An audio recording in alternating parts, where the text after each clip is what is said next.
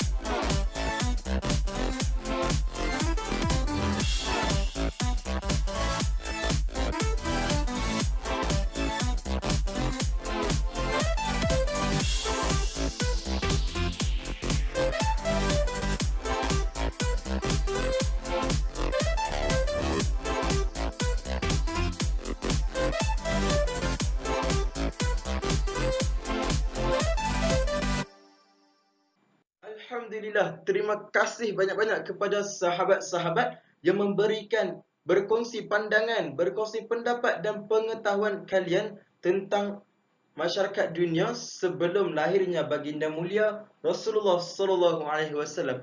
Jadi, kita akan terus masuk kepada subtopik yang pertama yang bertajuk masyarakat Arab Jahiliyah. Jadi, apa masyarakat Arab Jahiliyah ni? Jom kita tengok kepada perkataan jahiliyah itu dahulu.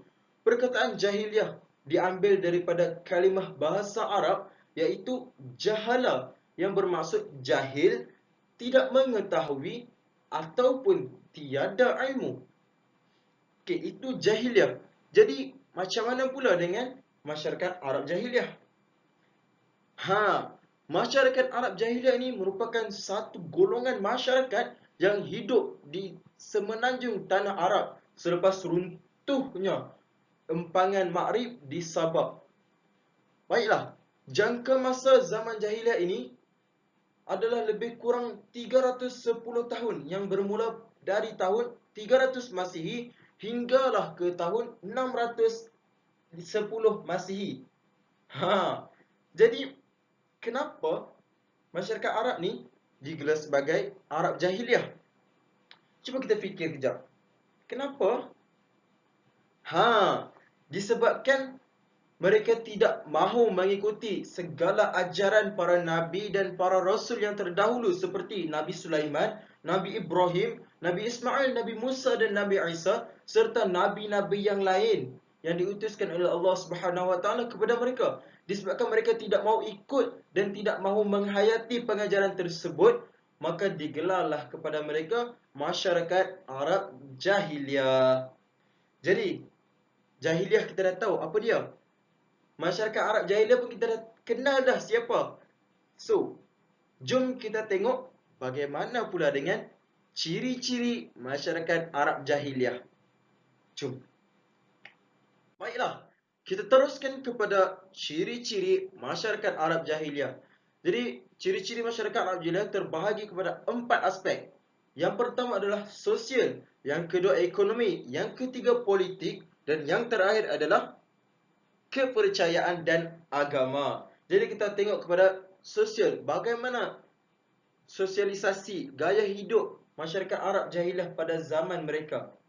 Jadi kita tengok kepada berjudi, masyarakat Arab yang suka berjudi, yang suka meminum arak, yang juga menanam bayi perempuan secara hidup-hidup. Masya Allah. Kenapa? Mereka mengatakan bahawa, mendakwa bahawa bayi perempuan ini akan menjatuhkan maruah keluarga mereka. Dan yang terakhir adalah status wanita dipandang rendah.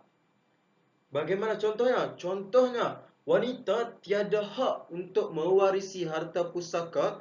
Dan yang lebih teruk adalah lelaki pada zaman Arab Jahiliyah tersebut bebas untuk berkahwin dengan mana-mana wanita, seberapa banyak wanita yang mereka nak, mengikut suka hati mereka. Sesuka hati saja nak kahwin dengan siapa, berapa, banyak mana ikut suka mereka. Okay, itu adalah sosialisasi gaya hidup yang diamalkan oleh masyarakat Arab Jahiliyah. Teruk kan? So kita tak mau ikut masyarakat Arab Jahiliyah. Jadi kita masuk pada sudut ekonomi pula. Sudut ekonomi pula adalah berlakunya amalan riba dan penindasan dalam urusan jual beli ataupun urusan perniagaan. Kenapa berlaku macam ni? Kerana para peniaga pada zaman Arab Jahiliyah ini lebih mengutamakan keuntungan yang tinggi. Jadi mereka mengangkat harga, mereka upkan harga itu menjadi lebih tinggi hingga boleh menindas kepada pembeli yang miskin, yang tidak berharta untuk membeli barangan tersebut. Jadi inilah amalan riba yang kita kena elakkan. Lebih-lebih lagi sekarang ni, ramai yang buat bisnes online, yang buat perniagaan daripada rumah. So kita kena elakkan daripada berlakunya amalan riba dan menindas orang yang nak beli dengan kita. Baiklah, kita tengok kepada yang kedua. Masyarakat Arab Jahiliyah ni, salah satu sumber ekonomi mereka adalah dengan proses rompakan dan rampasan barangan kafilah. Menurut mereka adalah rampasan dan rompakan ini menjadi satu kewajipan dalam setiap kabilah Arab Jahiliyah tersebut. Mereka wajib untuk merompak dan merampas barangan-barangan kafilah yang lain sebagai sumber ekonomi mereka. Jadi kita tengok, dua sudut ni pun kita dah nampak betapa teruknya perangai Arab Jahiliyah ni. Jadi kita nak ikut ke? Semestinya kita tak nak ikut. So, kita tengok pada ciri. Lagi dua ciri kita tengok. Okey? Baiklah, kita akan teruskan lagi dengan dua ciri masyarakat Arab Jahiliyah yang seterusnya. Yang sebentar tadi kita telah kupas mengenai ciri sosial dan juga ciri ekonomi. Jadi sekarang kita kupas pula mengenai ciri politik dan juga kepercayaan agama. Jadi pada ciri politik, sudut politik, masyarakat Arab Jahiliyah mengamalkan sistem kabilah berpuak-puak. Jadi macam mana berlakunya berpuak-puak ni? Berlakunya sistem kabilah berpuak-puak ni adalah berpunca daripada sifat ta'assub dan juga fanatik terhadap kabilah masing-masing. Masing-masing merasakan kabilah mereka kabilah yang terhebat, merasakan kabilah mereka kabilah yang paling megah ketika itu. Jadi bila berlakunya ta'assub dan fanatik ni, maka cepatlah berlakunya peperangan. Seperti mana kita tengok berlakunya peperangan Al-Basus. Yang melibatkan Bani apa? Bani Taghlib dan juga Bani Bakar. Kenapa berlakunya peperangan ni? hanya kerana Bani Bakar, seorang daripada Bani Bakar telah membunuh seorang daripada Bani Taghlib. Maka berlakulah peperangan yang terlampau panjang dan memakan masa yang sangat lama. Siapa tahu berapa lama? Ya, 40 tahun. Berlaku peperangan yang sebanyak 40 tahun. Lama tu 40 tahun. Hanya kerana berlakunya pembunuhan seorang daripada Bani Taghlib. Jadi kita tengok di sini kita boleh nampak sifat kemegahan. Nak menentukan yang kabilah mereka terlampau hebat, maka berlakunya peperangan yang terlampau lama. Jadi di sini adalah berlakunya semangat Ansabiyah, berpuak-puak yang terlampau sangat, yang mana sistem mereka ini diketuai oleh seorang syekh. Jadi kita ni sebagai masyarakat Islam, kita kena elaklah daripada amalkan berpuak-puak ni. Kerana berpuak-puak ni lah akan menimbulkan rasa tidak puas hati kepada puak yang lain. Akan menimbulnya ketegangan, silaturahim akan terputus kerana berpuak-puak. Sama-sama kita ambil pengajaran daripada Arab Jahiliah ni. Jadi tanpa memasa, kita sambung pula kepada kepercayaan dan agama. Baiklah, terdapat lebih kurang 5 kepercayaan dan agama yang diamalkan oleh masyarakat Arab Jahiliah. Yang pertama, agama watani, iaitu penyembahan berhala. Baiklah, yang seterusnya adalah animisme. Animisme percaya kepada sumber alam seperti pokok, batu, matahari dan sebagainya. Seterusnya agama Samawi, iaitu agama yang ditinggalkan oleh Nabi yang terdahulu, Nabi dan Rasul yang terdahulu. Seterusnya, kepercayaan khurafat seperti percaya kepada bomoh, sihir dan sebagainya. Dan seterusnya agama Hanif, iaitu agama yang ditinggalkan oleh Nabi Ibrahim. Jadi jelas setakat itu. Alhamdulillah. Tanpa memasa, kita teruskan kepada saudara Amirul yang akan mengupas lebih lanjut berkaitan dengan topik. Tunggulah dia beritahu nanti. Okey? So, sekian saja daripada saya. Assalamualaikum warahmatullahi wabarakatuh. Baiklah, tadi kita telah mendengar berkaitan dengan masyarakat Arab Jahiliyah daripada saudara Muhammad Ilham. Jadi saya, Muhammad Amirul bin Muhammad Nur, akan meneruskan pembentangan untuk subtopik yang seterusnya, iaitu masyarakat Arab di antara dua tamadun. Okey, jadi rakan-rakan tertanya-tanya, apakah dua tamadun yang hebat, yang unggul, yang wujud semasa sebelum Nabi Muhammad, Nabi kita sallallahu alaihi wasallam dilahirkan? Jadi, mari kita lihat apakah dua tamadun tersebut. Tamadun itu adalah tamadun Parsi dan tamadun Rom. Kita pergi tamadun Parsi. Inilah Empire Parsi terdiri daripada beberapa dinasti. Antaranya adalah dinasti Achaemenid yang merupakan empire Parsi yang asli, iaitu empire pertama.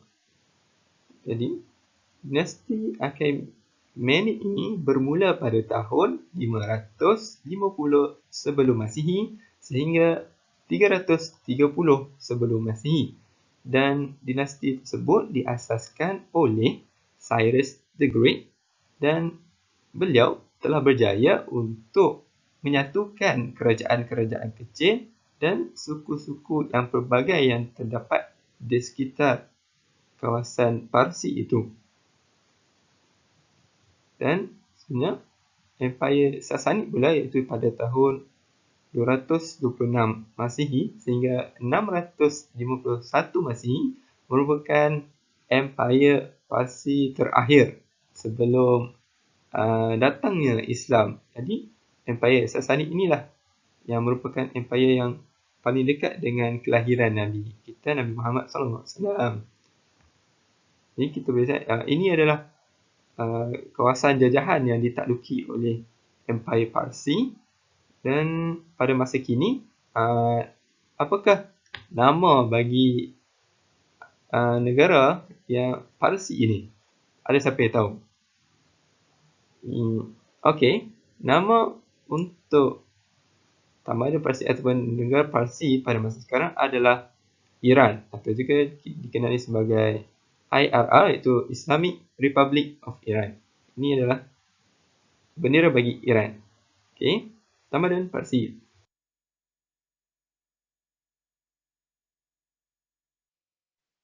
Tamadun Parsi juga, tapi bagaimanakah keadaan tamadun Parsi sebelum kelahiran Nabi Muhammad SAW?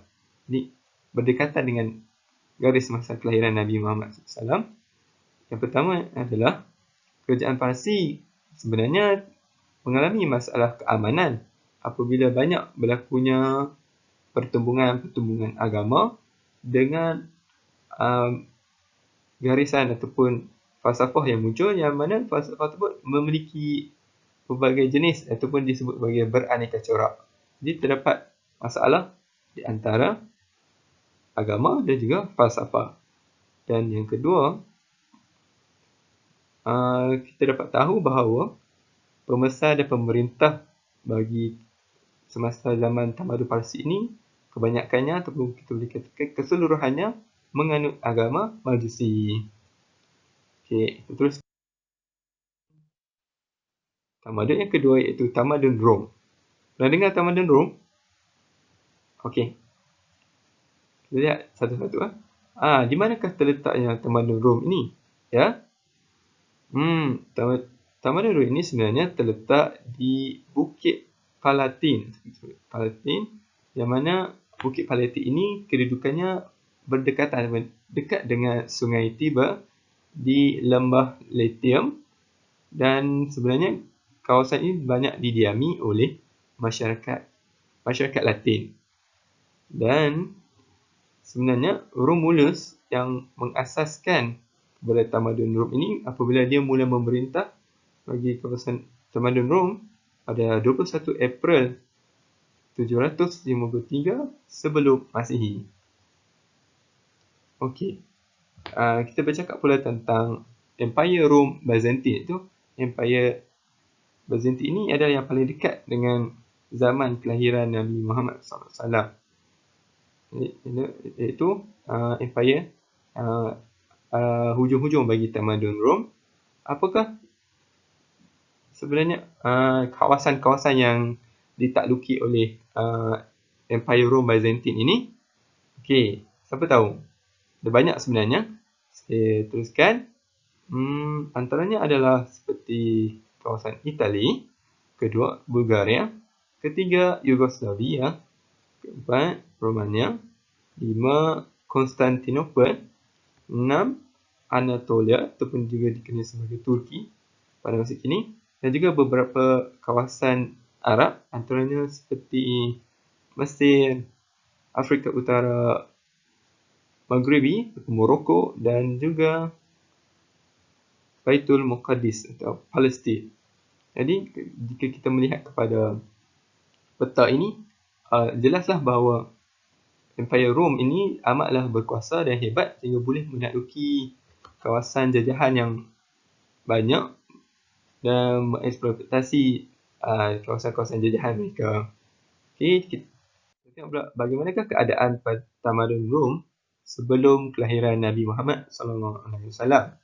Okay, pertama, kerajaan Rom sebenarnya amat terkenal dengan semangat penjajahan, dan pada masa itu mereka sedang bergelut dengan masalah persengketaan agama dengan pihak Kristian di negeri Syam, sekarang di sebahagian Syria pada masa kini, dan Mesir.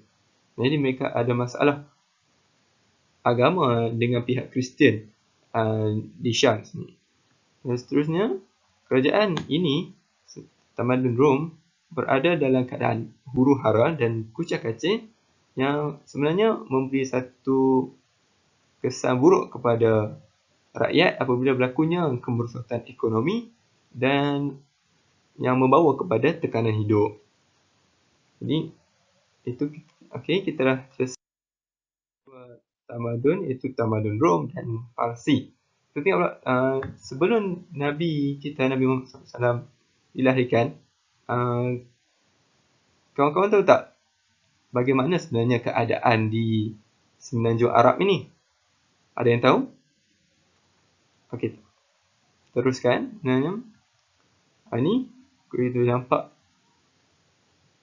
peta bagi Semenanjung Tanah Arab. Okey. Sebenarnya Tanah Arab ini ada satu kawasan yang tenang dan jauh serta terpencil dari gejala huru-hara, ya, sebab kita tahu Tanah Arab ini adalah satu padang pasir yang luas yang menyebabkan dia sukar untuk diakses oleh orang-orang luar. Jadi tenanglah. Dan kedua adalah bangsa-bangsa Arab ini tak pernah merasai kemewahan dan kemajuan seperti di Parsi. Jadi masalah kemiskinan amatlah menggusarkan bagi orang-orang bangsa Arab ini sebelum Nabi Muhammad dilahirkan. Dan seterusnya, mereka tidak mempunyai kekuatan tentera. Jadi, mestilah mereka telah miskin, mereka tidak dapat menyediakan peralatan juga kecanggihan dalam ketenteraan. Dan yang keempat, mereka ni disebabkan kemiskinan juga, mereka tak dapat akses kepada pendidikan yang menyebabkan penganutan mereka terhadap falsafah, ideologi yang beraneka ragam seperti Greek tua pun mereka tidak mendapat akses tersebut. Jadi itu keadaan Semenanjung Arab sebelum kelahiran Nabi Muhammad SAW. Baiklah, kita tengok pula apakah faktor ataupun sebab-sebab yang menyebabkan Empire Rom, Byzantine dan Empire Parsi Sasani mereka tidak menganggap bahawa bangsa Arab ini satu ancaman kepada mereka. Jadi, sebab apa mereka membuat spekulasi begitu?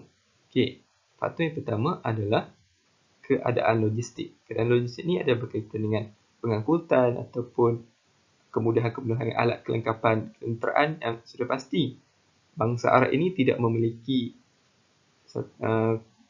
logistik, kemudahan logistik yang lengkap, baik dan canggih kerana mereka sendiri mengalami masalah kemiskinan. Jadi, kedua-dua empire ini, mereka tidak menganggap bangsa Arab itu adalah satu musuh yang kuat.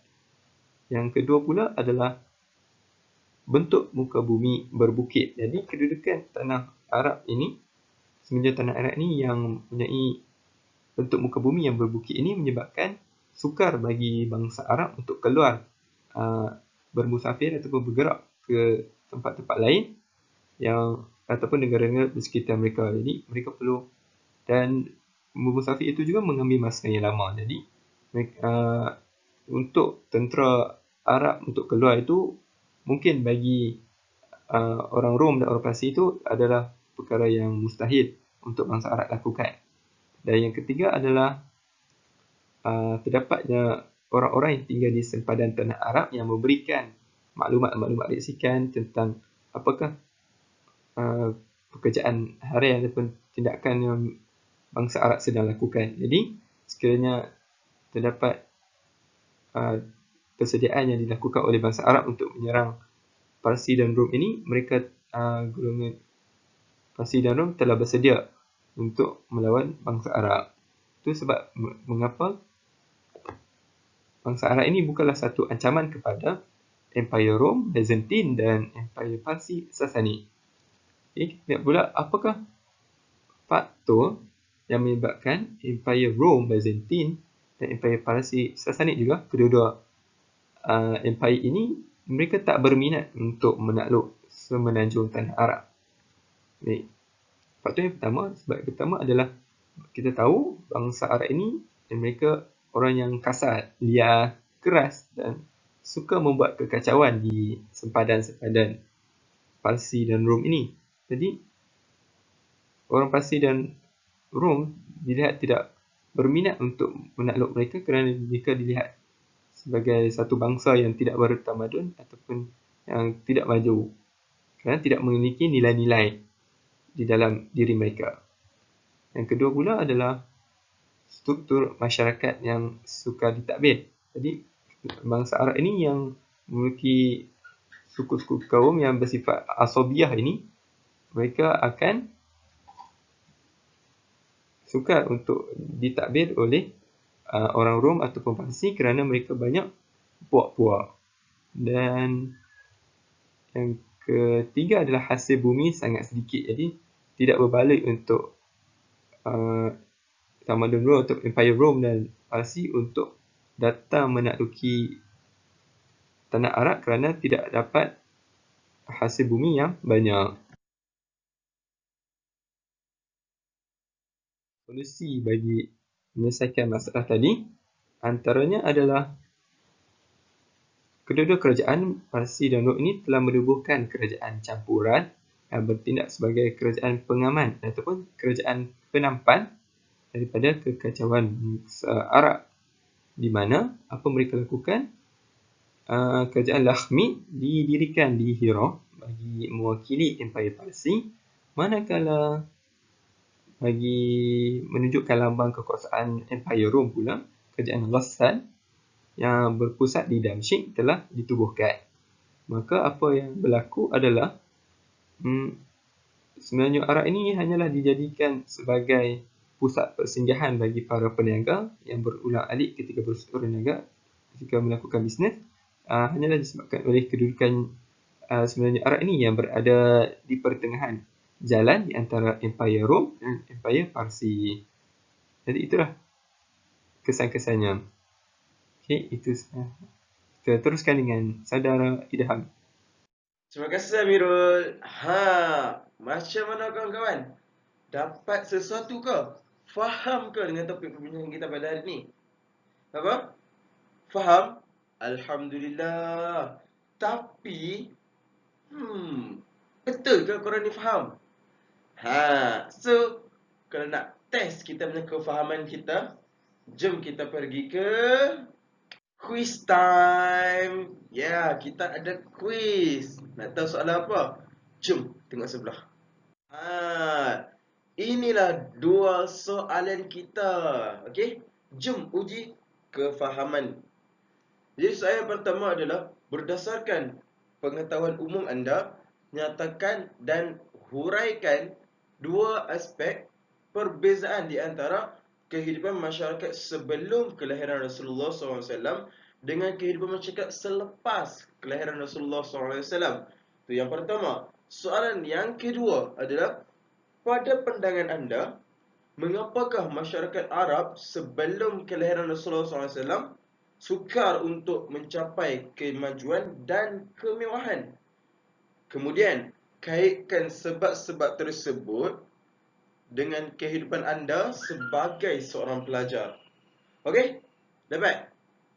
Alhamdulillah. So, soalan-soalan ni, okey, kita jawab dan kita hantar, upload jawapan dia dalam GC kita. Baiklah. Itu saja untuk kuis. Jadi dengan berakhirnya soalan kuis tadi, maka berakhirlah sesi perbincangan kita pada hari ini. Jazakumullah khairan katsira diucapkan kepada semua yang memberikan fokus dan dengar dengan teliti setiap inci topik perbincangan kita.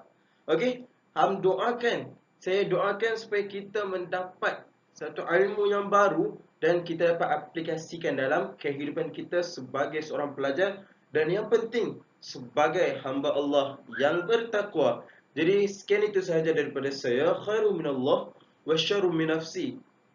Segala yang baik itu datang daripada Allah, yang lemah dan kurang itu datang pada kekurangan dan kelemahan diri saya sendiri. Aqulu qawli hadza wa astaghfirullahal azim li wa lakum. Wassalamualaikum warahmatullahi wabarakatuh.